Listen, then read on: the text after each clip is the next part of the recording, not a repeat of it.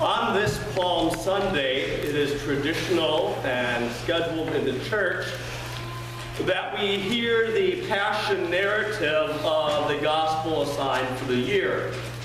This year is the Gospel of Mark. And on Good Friday, we hear the Passion narrative of John. In many churches, there are many different ways of having the lesson be read. Often here on Palm Sunday, we have various people reading parts as in a play. But I have discovered in my life that sometimes in order to really understand or grasp what is going on, we need to hear things with different ears in different ways. So this morning, instead of the Gospel translation, the New Revised Standard Version, which you have in front of you, I am going to be reading the Passion narrative from Mark from the Contemporary English Bible, which was authorized by use in the Episcopal Church in 2012 at the General Convention. You will notice that the language that you'll be hearing is much more like you and I speak. And hopefully it will give you an opportunity to listen and learn and have some aha moments in ways you've never had. So if you try to follow along with your insert, it's not going to work too much. So what I encourage you to do this morning is, while I read these words, to whatever way is most beneficial for you, whether to just sit with eyes closed listening, to just paying attention.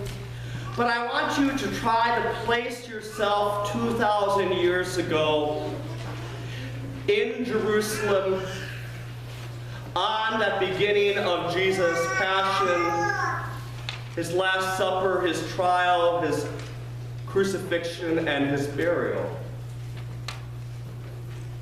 What are the things that you're hearing? What are you smelling?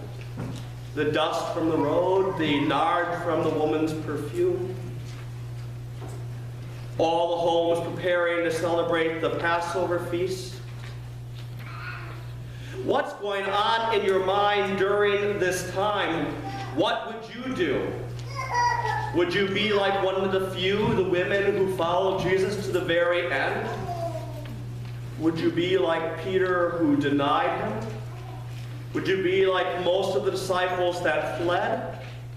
Would you be like the crowd that yelled, "Crucify him"? We all like to think we'd like to be with the Marys, but in truth, often that's not the case. So I share with you this reading this morning. There are no responses. At one point, I will ask you to stand when Jesus reaches Golgotha, out of sign of respect for Jesus' gift to us.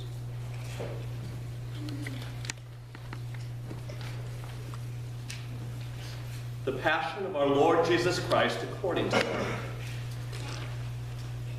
It was 2 days before Passover and the festival of unleavened bread. The chief priests and legal experts, through cunning tricks, were searching for a way to arrest Jesus and kill him. But they agreed that it shouldn't happen during the festival, otherwise there would be an uproar among the people. Jesus was at Bethany visiting the house of Simon, who had a skin disease. During dinner, a woman came in with a vase made of alabaster and containing very expensive perfume of pure nard. She broke open the vase and poured the perfume on his head. Some grew angry. They said to each other, "Why waste the perfume? This perfume could have been sold for almost a year's pay and the money given to the poor." And they scolded her. Jesus said, "Leave her alone. Why do you make trouble for her? She has done a good thing for me. You always have the poor with you, and whenever you want, you can do something good for them. but you won't always have me. She has done what she could. She has anointed my body ahead of time for burial. I tell you the truth that wherever in the whole world the good news is announced, what she's done will also be told in memory of her. But Judas Iscariot, one of the 12, went to the chief priests to give Jesus up. When they heard it, they were delighted and promised to give him money. So he started looking for an opportunity to turn him in.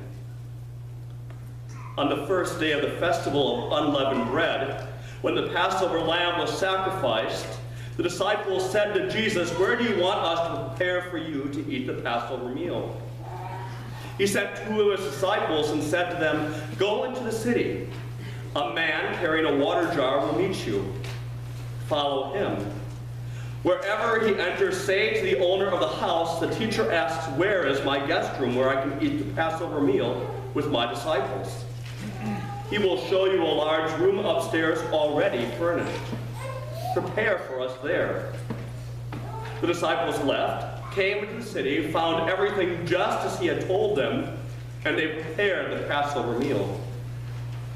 That evening, Jesus arrived with the 12. During the meal, Jesus said, "I assure you that one of you will betray me, someone eating with me." Deeply saddened, they asked him one by one, "It's not me, is it?" Jesus answered, "It's one of the 12, one who is dipping bread with me into this bowl. The human one goes to his death just as is written about him. But how terrible it is for that person who betrays the human one. It would have been better for him if he had never been born." While they were eating, Jesus took bread, blessed it, broke it, and gave it to them and said, "Take, this is my body." He took a cup, gave thanks, and gave it to them, and they all drank from it. He said to them, "This is my blood of the covenant, which is poured out for many.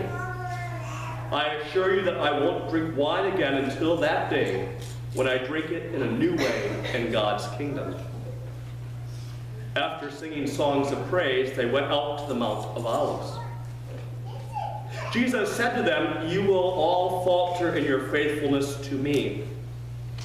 It is written, I will hit the shepherd and the sheep will go off in all directions. But after I'm raised up, I will go before you to Galilee." Peter said to him, "Even if everyone else stumbles, I won't." But Jesus said to him, "I assure you that on this very night, before the rooster crows twice, you will deny me 3 times. But Peter insisted, "If I must die alongside you, I won't deny you." And they all said the same thing. Jesus and his disciples came to a place called Gethsemane. Jesus said to them, "Sit here while I pray." He took Peter, James, and John along with him. He began to feel despair and was anxious. He said to them, "I'm very sad. It's as if I'm dying. Stay here and keep alert." Then he went a short distance farther and fell to the ground. He prayed that if possible he might be spared the time of suffering. He said, "Abba, Father, for you are all things are possible. Take this cup of suffering away from me. However, not what I want, but what you want."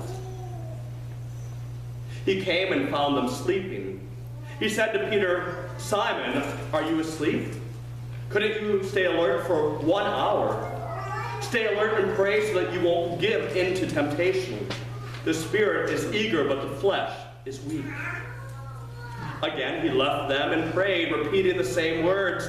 And again, when he came back, he found them sleeping, for they couldn't keep their eyes open, and they didn't know how to respond to him. He came a 3rd time, and he said to them, "Will you sleep and rest all night? That's enough. The time has come for the human one to be betrayed into the hands of sinners. Get up. Let's go. Look, here comes the betrayer." Suddenly, while Jesus was still speaking, Judas, one of the 12, came with a mob carrying swords and clubs. They had been sent by the chief priests, legal experts, and elders. His betrayer had given them a sign: "Arrest the man I kiss, and take him away under guard." As soon as he got there, Judas said to Jesus, "Rabbi." Then he kissed him. Then they came and grabbed Jesus and arrested him. One of the bystanders drew a sword and struck the high priest's slave and cut off his ear. Jesus responded, "Have you come with swords and clubs to arrest me like an outlaw? Day after day I was with you teaching in the temple, but you didn't arrest me. But let the scriptures be fulfilled." And all his disciples left him and ran away. One young man, a disciple, was wearing nothing but a linen cloth. They grabbed him, but he left the linen cloth behind and ran away naked. They led Jesus away to the high priest, and all the chief priests, elders, and legal experts gathered. Peter followed him from a distance, right into the high priest's courtyard. He was sitting with the guards, warming himself by the fire. The chief priests and the whole Sanhedrin were looking for testimony against Jesus in order to put him to death, but they couldn't find any. Many brought false testimony against him, but they contradicted each other. Some stood to offer false witness against him, saying, "We heard him saying, 'I will destroy this temple, constructed by humans, and within 3 days I will build another, one not made by humans.'" But their testimonies didn't agree even on this point. Then the high priest stood up in the middle of the gathering and examined Jesus. "Are you going to respond to the testimony these people have brought against you?" But Jesus was silent and didn't answer. Again, the high priest asked, "Are you the Christ, the Son of the Blessed One?" Jesus said, "I am. And you will see the human one sitting on the right side of the Almighty, coming on the heavenly clouds." Then the high priest tore his clothes and said, "Why do we need any more witnesses? You've heard his insult against God. What do you think?" They all condemned him. "He deserves to die." Some began to spit on him. Some covered his face and hit him, saying, "Prophesy." Then the guards took him and they beat him. Meanwhile, Peter was below in the courtyard. A woman, one of the high priest's servants, approached and saw Peter warming himself by the fire. She stared at him and said, "You were also with the Nazarene, Jesus." But he denied it, saying, "I don't know what you're talking about. I don't understand what you're saying." And he went outside into the outer courtyard, and a rooster crowed. The female servant saw him and began a second time to say to those standing around, "This man is one of them." But he denied it again. A short time later, those standing around again said to Peter, "You must be one of them, because you are also a Galilean." But he cursed and swore, "I don't know this man you're talking about." At that very moment, a rooster crowed a second time. Peter remembered what Jesus told him. "Before a rooster crows twice, you will deny me 3 times." And he broke down sobbing. At daybreak, the chief priests with the elders, legal experts, and the whole Sanhedrin formed a plan. They bound Jesus, led him away, and turned him over to Pilate. Pilate questioned him, "Are you the king of the Jews?" Jesus replied, "That's what you say." The chief priests were accusing him of many things. Pilate asked him again, "Aren't you going to answer? What about all these accusations?" But Jesus gave no more answers, so that Pilate was marveled. During the festival, Pilate released one prisoner to them, whomever they requested. A man named Barabbas was locked up with the rebels who had committed murder during an uprising. The crowd pushed forward and asked Pilate to release someone, as he regularly did. Pilate answered them, "Do you want me to release to you the king of the Jews?" He knew that the chief priests had had him over because of jealousy. But the chief priests stirred up the crowd to have him release Barabbas to them instead. Pilate replied, "Then what do you want me to do with the one who you call the King of the Jews?" They shouted back, "Crucify him!" Pilate said to them, "Why? What wrong has he done?" They shouted even louder, "Crucify him!" Pilate wanted to satisfy the crowd, so he released Barabbas to them. He had Jesus whipped, then handed him over to be crucified.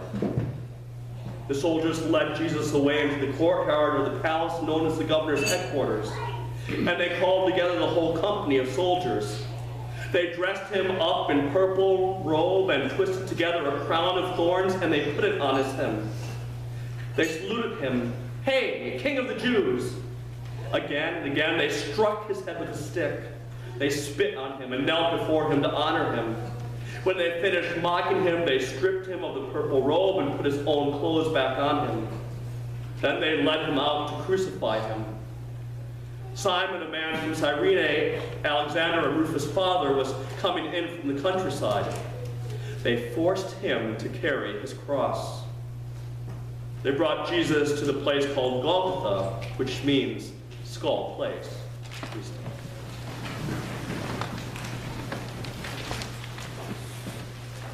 They tried to give him wine mixed with myrrh, but he didn't take it.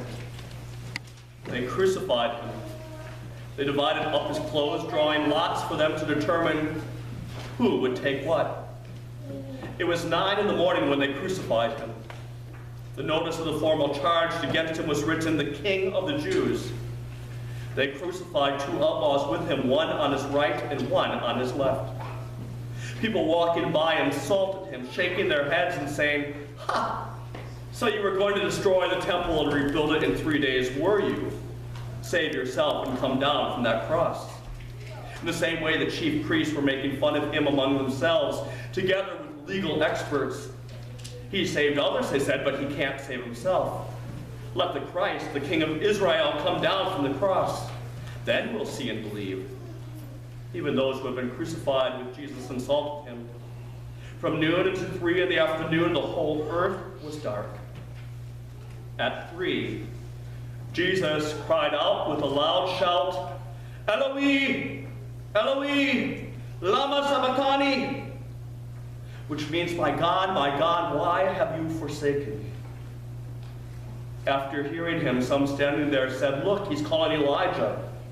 Someone ran, filled a sponge with sour wine, and put it on the pole. He offered it to Jesus to drink, saying, "Let's see if Elijah will come and take him down." But Jesus let out a loud cry and died.